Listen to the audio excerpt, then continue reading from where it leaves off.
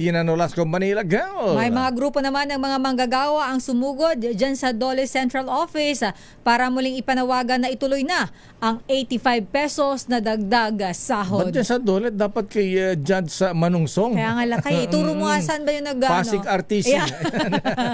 Sa labas ng Pasig RTC kayo Si Judge mag-rally. Marijoyce Manungsong. Siya ang nag-issue ng TRO. Yes. Ayan. RH9, Tina Nolasco, Tina. Si Sir L. Lakay sa kabilangan ng masamang lagay ng panahon. Sumugod dito sa Dole Central Office sa Intramuros, Maynila ang iba't ibang grupo ng mga manggagawa.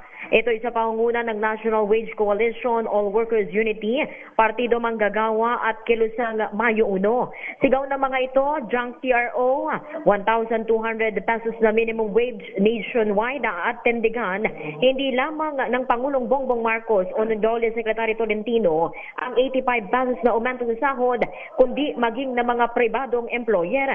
Pakinggan natin. Po ay nananawagan sa mga employers, sila ay represented sa wage board.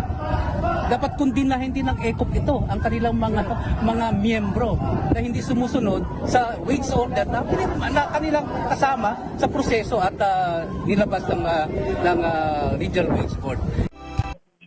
Si Karen Magtubo ang chairperson ng Partido Manggagawa. Ito si RH9 Tina Nolasco para sa DZRH, una sa Pilipinas, una sa Pilipino. Your business is our business.